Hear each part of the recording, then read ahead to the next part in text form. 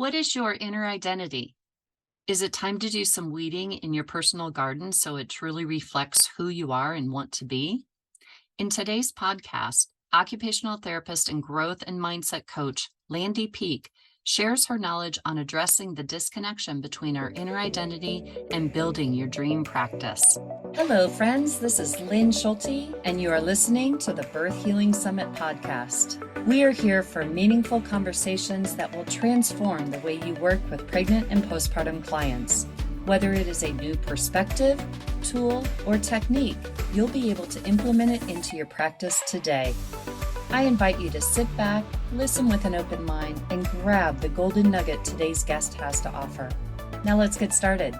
Hello, everybody. Welcome to this episode today. I am so excited about this conversation that we're going to have with our guest, Landy Peek. Landy is an occupational therapist. She is a certified birth healing practitioner through the Institute for Birth Healing, and she has gone on to just excel in her career as a growth mindset coach. She's working with therapists, entrepreneurs who have their own practices and not working more on the technical side of business, but more on that growth and mindset business.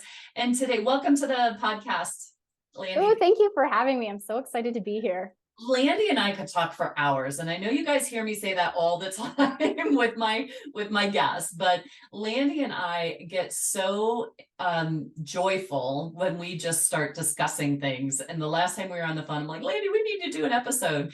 And so what we're going to be discussing today is inner identity. And so what do you mean by that, Landy? What is inner identity? Inner identity is who we are at a subconscious level. And our inner identity, that subconscious person that we are, is how and who we create in our external world. So we have to align with who we are inside to create what we want outside. And most of us are working backwards when we're trying to create something big in our lives. We're working with that circumstance of what we want, but not who we need to be to create that life. And that's where I work with people, is the who they need to be.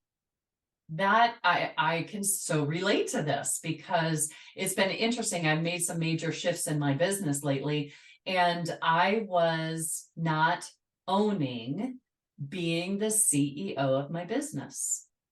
And I think there are external factors that we need to be aware of, and that how other people and how we interact with other people when we're working with others and growing our business. From my own personal experience, I was giving up my power to someone else and letting them run my business. And I'm like realizing like, oh, look, there's my pattern again. I love giving up my power to other people. And it's been very interesting since I've made that shift and that change, how much I was suppressing myself. Right. And it was just like, as soon as I made that change, like all these ideas just started bubbling up, and I really took charge of my business again. Yes.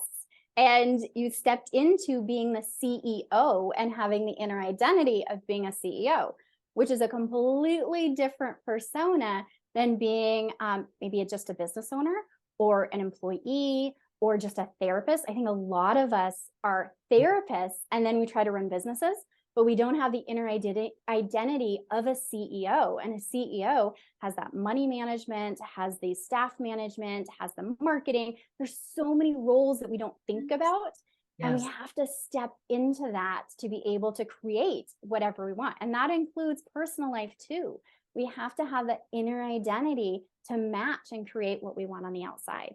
Oh, I love that, because what I find so interesting is that our businesses are a direct reflection of who we are. Absolutely.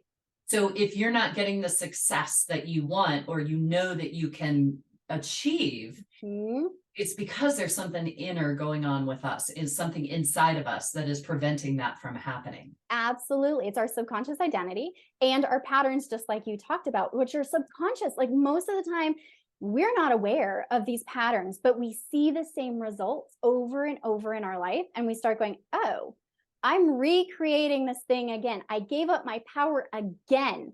Yes. That's where I'm listening and going, okay, we have something subconscious in your identity here that you have to give up your power. And so we need to shift that so that you get out of that pattern and start creating the reality that you want. And because it's subconscious, we're not aware until we really sit and go, oh, this is how my life, what I'm creating in my life. These are the patterns I'm seeing. And then we get to get curious and shift that. Well, and it's so funny, but sometimes because it is subconscious, it's not in our conscious awareness, right? We can't see the forest through the trees. No. And so it does require sometimes getting that outside visualization, right? That outside input for someone who can, like, I know you, and I do this very easily with my clients. I can see the patterns like that, right? And it only took me, 2 years to become aware of how much I was giving up my power. And, I did it in my marriage. I grew up with a mom who, overpowered, and you don't believe that, you don't think that. So we all have these childhood situations that develop us in the way that we are today. And then we marry similar patterns. And we bring those same patterns into our businesses as well when we're working with a team. And we have to become aware of our patterns, and we have to do that inner work to shift it so that we don't keep recreating it. Absolutely. We're our biggest block. Yes. And we do have those subconscious patterns. And it's like if you have the identity of a smoker, you're going to make the choice. If somebody offers you a cigarette, you're going to make the choice, yes, I want it, or no, I don't, based on your inner identity. So our choices, the things that we're choosing to do, the choices that are coming down, do I do this podcast? Do I put out this program? Are coming from that inner identity. And until we shift that, we're going to continue to make those same patterns. And a lot of it comes from childhood.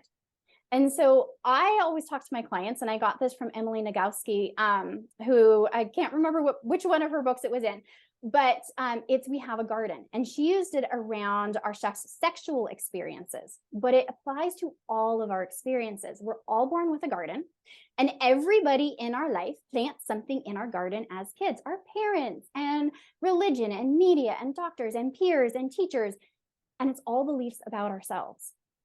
So when I was little, from other people, yes, this is who we are. So most of us are walking around with an inner identity developed by the external world. It's not, and that's why we're seeking out the authentic self. And most of us don't know who our authentic self is, because it's been given to us. Who we think we are has been given by all this external reality.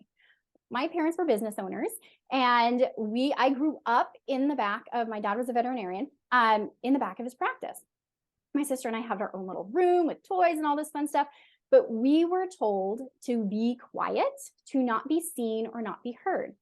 So as a little kid, I was rewarded for being quiet, and I was told I was good for being quiet. And then I hit preschool. And when I went into preschool, I was quiet because that was rewarded. And I got a new label because my preschool teacher used her frame of reference and said, quiet means shy. So then I get the internal identity of I am quiet and shy. And I went through my entire school system being quiet and shy. And it was reinforced by friends' parents. Oh my gosh, she's so quiet. Teachers, she's so shy. I didn't realize until I was an adult that I'm not quiet or shy.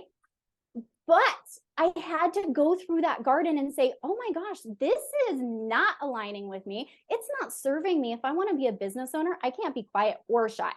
So I'm going to weed that from my garden and plant in that I am open, that I can talk, that I am friendly, that I am energetic, that whatever thoughts come in. But until I sat there and looked at all these beliefs, I was living a life that I really wasn't. And it's not my parents. My parents had no intention of giving me that inner identity. They were just saying, you can't run screaming through the practice. You need to be quiet. It's a business. That's understandable. But my little tiny kid brain took this as, this is who I need to be. Wow. And we all do little things like that create big things in our life. I have to say, you have been the most fun for me to watch to see your evolution. Because when you came to take my first course, was that in 17 or 18, Landy? Do you even remember what year I that don't, was? it was in 2017 because it was the year that my son was born. Yes. Okay. Okay. Oh, that's right. I do remember that. Yeah. Yes. And Landy was at that time an OT just getting into pelvic health, weren't Yes. You were my first public health class. you? And and then I remember when you came to the advanced course, and we talked a little bit about this before we hit the record button, but one of your biggest stumbling blocks in the advanced course, because in that course we really work on whatever's coming up, right, in our body and our blocks, and our bodies show us the blocks. Absolutely. And so for you, it was you couldn't find, you had these two little kids and you're trying to grow your practice, and you could not have a successful babysitter. You could not find a consistent babysitter. Nope, I couldn't. I lived in a small town and I could not, no matter what I did, find a reliable babysitter that worked, that I loved. And so I was trying to shuffle schedules, work on Saturdays so that my husband could watch him. It was so hard, but I wasn't owning an inner identity around being a business owner, being able to set my own boundaries, having my own value. And that was huge. And I had this inner story playing in my head around, I can't be supported. Yes. And so if I can't be supported, I'm going to find fault in anything that is trying to support me. And nothing felt supportive. So I had to shift that and who I saw I was to be able to step into it. And now we were talking about before, like I have 3 amazing, reliable babysitters. And like, if I need somebody, I always have somebody. I've never like gone for want in, today's age. And it's huge, just the shift in that. And then in my career and who I am as a person, it's incredible, but we have to start with that inner who. Yes. And so there's so many different aspects within us that we do need to look at. And so we've talked a lot about, you just said, you're not worthy of that support. I would love for you to share what you experienced when you made your first big month of money. Yeah. So talk about inner identity. As I've grown my business, I hit my first 20K month. And it was so exciting. Except congratulations, by the way. Thank you. But the next month, I had no business because I didn't have the inner identity of a 20K business owner. I was working really like strategically. I was working with a business coach who was amazing, who really helped me step into that 20K line. But then it's like, oh my gosh, this is like 20K a month. And I'm supposed to do this consistently. How do I do this consistently? And I don't have the inner identity. And so instead of sliding down a little, like I tanked the next month. I didn't do anything. And I basically went into like hiding without going into full hiding. But I stopped showing up in the way that I needed to show up. And my business owner is like, or my business coach was like, you haven't taken on the identity of that level of business owner. And it was like, oh, okay. How do I do that? And then it's like shifting into, well, who is that person that makes $20,000 a month? What does she do? How does she act? How does she speak? How does she feel? And once I could tap into that, it's like, oh, this is it. And then I boomeranged back up that next month because I was able to step into that inner identity, but I just grew really fast and I hadn't allowed my subconscious to catch up. And so I hit that ceiling and then dropped down, but I was aware enough to be able to do some inner work to shift it and then be able to bounce back up and keep going instead of having that become this big block that's like, oh, and I hear a lot of stories from my clients. I hit that 10K month and I never hit it again. And it's because we don't have that inner subconscious to hold us to that 10K, 20K, 30K, 50K month. Right. We have to shift that inner way. And so that's the thing. Yeah. And so what do you mind sharing? Like, what was the secret for you? Was there just a limiting belief that you needed to shift in order to step into that 20K um, business Yeah. person? Or Yeah, it was, I mean, coming back to that, owning that CEO. And it was looking at, I needed to shift more time into being a CEO than I did into being that practitioner. ah, And I had done it because I was taking this lovely business course who was pushing me like, so I had set more time than typical to step up into that level. But in my head, it was short term. I was like, oh, I'm only setting this extra time in so that I can apply all of these things that I'm learning and do that. But I hadn't owned, I have to do this on a consistent basis. I have to be a CEO in my business and show up in this way every single day. And that means I'm not an hourly therapist. I do therapy and I'm a CEO. And I hadn't given up my full time therapist identity. I was still trying to do both. And it was just in that little, okay, I'm carving out extra time. It's like we do that when we're taking classes or doing something special. We carve out that extra time. But this was now became my life. And to do that, I had to really look at what was, and that was one of the questions, what was the thing that shifted? How come I went from this big month and I had been growing up to this big month to this flatliner? And it was my inner identity. I was like, I don't know if I want to be a CEO. Like, what does this do to me? What does this do to my life? How do I have to show up? What's everybody else going to think about me being now a CEO and not a full-time therapist? And ah, I did the same shifts when I stepped into coaching. What is everybody going to think? What's going to happen? How is it? We have that inner judgment that comes in. And that inner judgment is really an inner thing. We say it's external, right? We're worried about the external. We're worried about what somebody else is going to think. But we are the ones inside that aren't confident in what we're doing. And if we have that self-value, that self-love, that self-acceptance, that was my hardest one, then we can create and not really care what anyone else thinks because we're solid in ourselves. And that was the key to really maintaining a high level of business, to stepping up and growing in different ways, was being okay with like, I'm okay with me. I value me. I accept me as I am. I love me. And what everybody else says is just what everybody else says. You're right, going to be judged no matter what. right, And, it's like I came to the point where I'm like, I'm going to be judged whether I'm a millionaire or not. So I'd rather be judged for being a millionaire. And it's right. just like, okay, And I can say that over and over to myself because then whatever I do that feels scary, it's like, well, I'm going to be judged if I don't, or if I do, I might as well do it because it's going to get me to my goals. right. And those judgments from others is really their stuff. Oh, absolutely. We need to And, remember that that judgment is not about us. It's really about them. mhm. And It's if we can recognize that, it can take the sting away from what they're saying. Like, Yes, it's that's your their shit. own hurts. It's exactly it.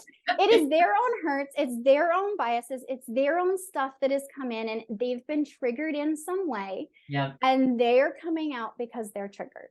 yeah, And just acknowledging that. And you're like, okay, that's your thing. It's not my thing, but I can still do my thing and let it roll off of me. And then I can support you and help you around your judgments and shifts and triggers because that's what I do. But it really is a whole different spot where, I used to sit there, when I began my business and say, oh my gosh, if I send out too many emails, I'm going to bother people. I send out an email every day to my list and I have not lost people. I have a 50% open rate on my emails. So it's like, am I bugging people? No. I get on a call with somebody and they're like, oh my gosh, thank you so much for sending me emails. I so appreciate it. Keep it up. It's like, okay, my inner fear of I'm bothering people was not actually true. I'm wow, actually helping people. And I think a lot of us stand in that inner fear and it's blocking us from supporting others. wow. That's so powerful. I'd like to jump back to this whole money mindset thing because Yeah. it reminds me of I learned once that we all have like a thermostat set for the amount of money that we feel we should make. Mhm.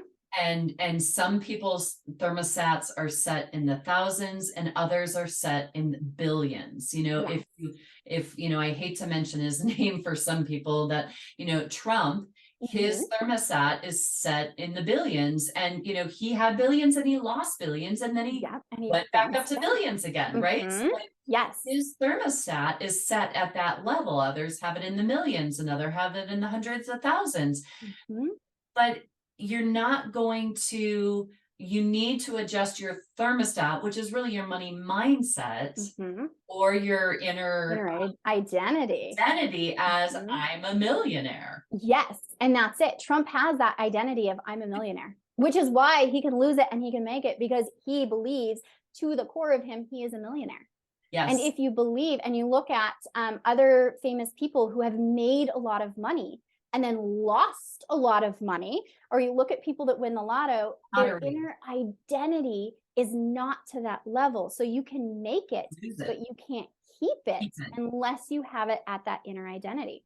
Yeah. And that is the key when we're working with money. And we can shift that thermostat just like we can, when we're going to our house and it gets hot or cold.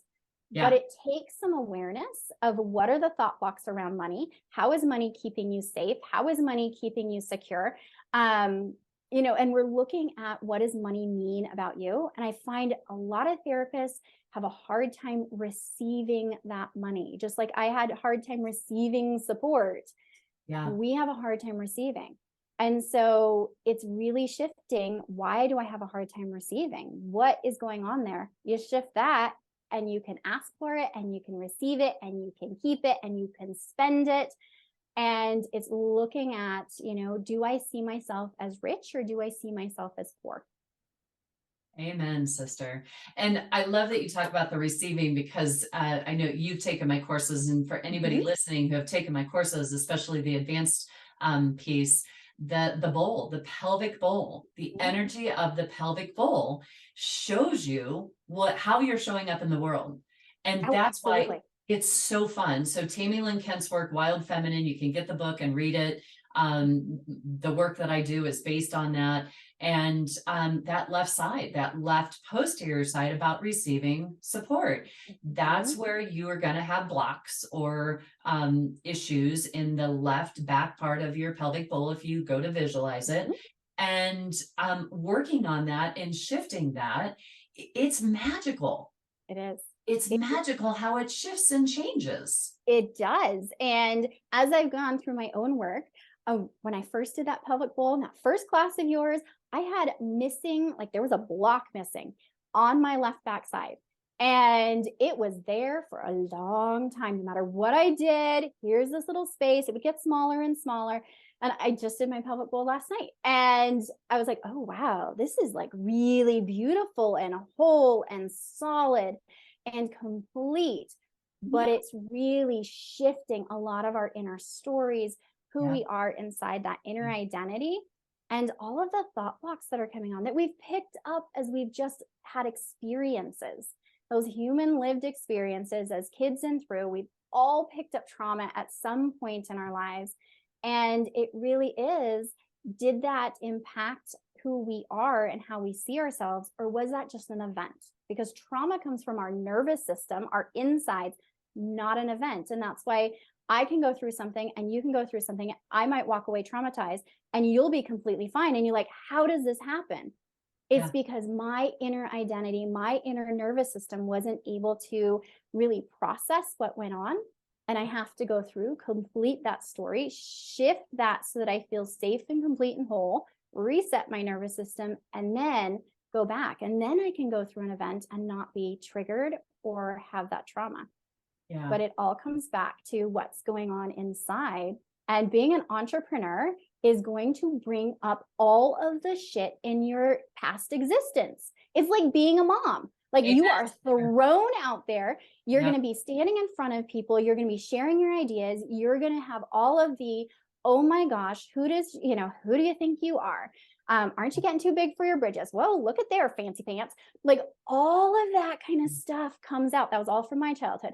But like here it comes in a big way because we're putting ourselves out in a public way, Yeah. in that public eye. And to really do that, you have to be able to like let go of all those stories, all the fears, of all the worries. And it's a journey. Do I have everything figured out? Absolutely not.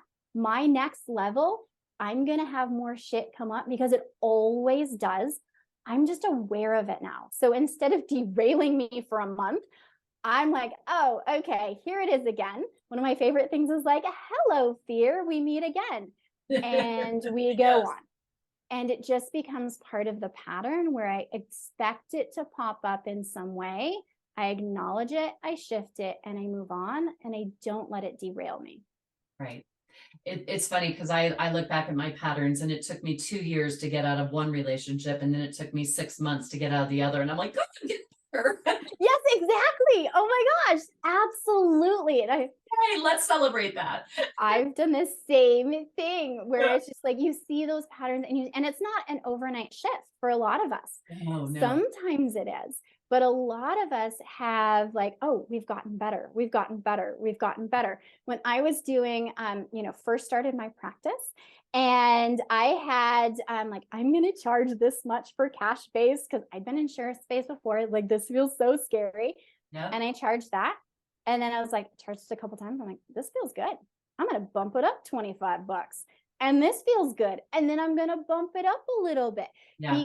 because my inner identity had started to accept and be, oh, I'm a cash-based therapist. And I charge a high rate because I'm really, really good at what I do. And so I was able to step into those rates versus $50 an hour. I could bump up to $100 an hour, to $150 an hour, to $200 an hour.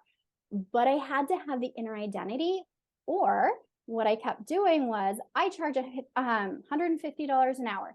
But for you, it's only 50 today. Going back to my inner identity, I would discount myself until I could actually own that price and receive that price. I coach my students when I was doing the business building practice building program that for me, it worked best if I had a set price that might have been a little bit more than I was comfortable with at the time, but I was still okay with when I discounted it. Yes. And that's exactly where I went. Right. So that if, so I, if I charge 250 is my normal rate, but I don't mind discounting at $50 for some people or for a certain event to get people into my practice and get them tasting. I personally, and I know there's some people that don't like discounting at all and don't feel we should discount our services, and that's totally fine. And I love that. And, good on you. I love a good sale. I always have. And it's so funny because I'm from the Midwest and my mom was a salesperson. We always bought things on sale, Mine too. Yeah. And so, to me, it just feels good. Like I like getting a good deal, right? And so, but my good deal when discounted still feels good to me. And that's key. Right. And so you need to be at a price point. If you're receiving what you're receiving from your clients does not feel good, you need to raise your prices. Right. You need to change them because there's something, you have to find that good alignment that feels good. And then if you want to grow, you get to stretch that and shift that. And that gets to be fun to play with. But you are also the CEO and business owner. So you get to do whatever you want. Yay. And that was a huge thing. I don't have to follow all these rules, right? If I want to change my prices, great. If I want to give a discount to somebody because it feels really good, great. I'm the business owner. I get to make those choices. And my choices might be different from somebody else's choices. And that's perfectly fine because they're mine and those are yours. And I think, though, we all need to be careful from where are we making those decisions? Absolutely. And one of the things that I've learned over my years of being in business is that I am choosing moving forward to try to never make any decision out of fear. Oh, absolutely. Right. I'm going to discount because I can't get this person in, or I'm going to discount because there's scarcity. Scarcity. Sorry, I was trying to convert. Lack and scarcity. Yes. Lack and scarcity. Yes. And so, be careful. Like I always want to choose to make a decision out of love. Yes. and abundance too, right? Absolutely. And I am not, I don't believe in competition. I think the more that we build each other up, the more everybody wins. And there's plenty of people out there that need support, and we're all meant to work with the perfect people that are meant to come our way. And we need to step into that inner identity to be. I know for me, I had a hard time being a physical therapist, to really kind of stepping into, I'm a healer. Mm-hmm. There's more than just physical therapy going on when someone lays on my table. Absolutely. And it took me quite a while to really own that, to have that inner identity as healer. Yeah. And I'm okay with that now, because I know that there's magic happening in Yes. my sessions, and it goes beyond the physical therapy. And Absolutely. yeah, and so I totally agree, Landy. There is something really important about owning your inner identity, Mhm. and stepping into and becoming and being that of who you really are, Right. and where you want to go with your business. So Yes. any last thought for those of us, like, how can we really own that inner identity? How can we shift that? First thing is work from the who. Who do you need to be to create that life that you want? And if you come back to who do you need to be to create whatever you want, you're going to be stepping into that inner identity. Instead of thinking, this is what I want, how do I get there? Who do I need to be to create it? And that's really where I work with my clients, is figuring out that who and how to step into that energy and feel it and believe it and live it and smell it and taste it and the whole 9 yards. Because when you step into it and that identity becomes real, even if the things aren't real yet, but you see it, feel it, taste it, touch it, it becomes real really quickly. And that's really the key in the shift. Wow, that is huge. I hope everybody really heard that. So it's about the who do we want to be? Mm-hmm. Who do you need to be to create the thing that you want to create? And I'm just going to end it with that, Landy, because I think that is so huge for all Nice. of us to really ponder and get clear. Because one thing that I know over the years is that we really need to be intentional with what we create and how we create it. And that starts with being intentional with our inner identity. Absolutely. Wow, Landy, this has been juicy. Thank This you has been so. fun. Yeah, and that's what's so amazing about this work that you're doing, that I do with my clients, is that it really is almost magical, right? As you It is. shift that energy, that identity, that inner beingness, Mhm. life just automatically happens. It does. Yeah. And it is magical. And you get to see incredible results really, really quickly because you're shifting all of that inner energy and you're really owning that authentic self and who you want to be and what you want to create. And you're letting go of all of the past shit that people have like put in your garden, dumped down on you. And that's just holding you back. So step into that who you need to be to create what you want, and life will shift. And I want you to just share one of your clients, just tell us about the Oh, goal. yes. Yes. So I had one of my clients who had, when we sat down at the beginning of our 4-month coaching program, we did a 3-year goal. Like, what does she want to see in her life in 3 years? After 2 months of working together, she has met all of her 3-year goals.